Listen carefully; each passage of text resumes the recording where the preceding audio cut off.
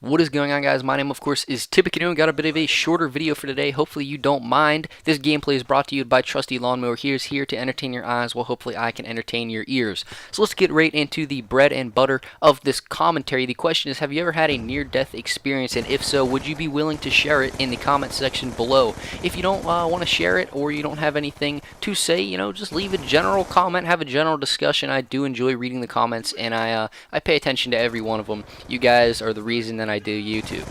So of course, I'd like to thank everybody for spreading this video around, whether it be shared to one friend or an entire Facebook friends list. You have my eternal gratitude for bringing anybody external to this channel, because it is how small channels like us grow.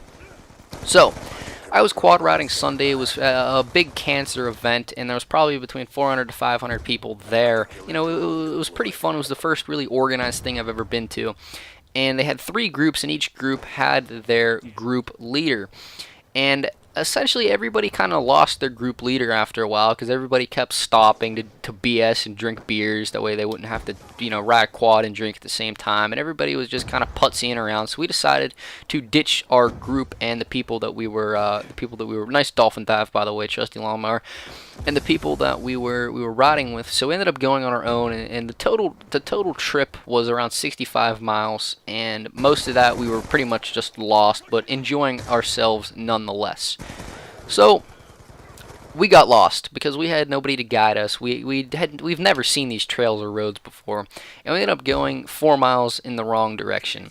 And every mile we kept going in the wrong direction, the houses became more and more shady, and the people kind of got a little more shady too. So we decided this is definitely not the way that this ATV club wants us to go. So we ended up turning around and backtracking onto the route that we came from. And we are flying at this point. I'm in the middle of this, dirt, broken up bits of rock road. I have no gears left. I am cruising. The wind is slapping in my face. My vision is streaking. Everything is just flying past me, and there's a hump in the road in front of me. And at the same time, I go up at a very, very old blue Ford pickup truck comes up the other side, doing about the same speed as me, between, I'd say between 40 to 50 miles an hour, and I was pretty much seeing the whites of this guy's eyes, and within a split second, I just kind of turned around them. I didn't really think anything of it. So we finished the ride, and I was talking about some of the mistakes I had made on the hill climbs once we had actually found dirt, may I mind you. And the guy I was riding with mentioned that I came within inches of hitting that truck, and it kind of made me think about how fragile it is to kind of expire from this planet, how easy it is to just go. And I'll give you an example. My younger brother had gotten these butterflies from, like one of the mesh cages, grow your own butterflies type deal, and it was a big deal to him. And we ended up raising these butterflies over a couple months period of time, and eventually it came time to release them, and it was kind of a big deal in the household to release the butterflies. So my grandmother had even came over to release them, and everybody was pretty much set to go. The first one kind of just flew off, fluttered away, and the second one, was kind of staying there. The third one, flew away.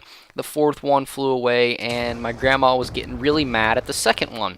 So finally, the second one majestically, stretched its wings and began its ascent into the skies and into freedom, essentially. And it went to fly away, and at the exact same time, from a tree swooped down a bird and completely just nagged this butterfly right out of the air and pretty much ate it. And it was just one of those moments where you're like, wow, you know what? We have managed to somewhat tame Mother Nature, but there is still, a food chain below us that makes you think about how fragile it is. Without our weapons or without guns, there's nothing stopping a lion from just, chewing into us. But, that's a matter of tools and something I don't really want to get into in this commentary. But like I said, for the wrap-up of this video, be careful, guys. Try not to do too much dumb shit in your lifetime, and if you do it, wear head protection. I don't know, man. Sign the petition for no chocolate, hollow chocolate bunnies. This has been TheCanoe, and I'll see you on the flip side.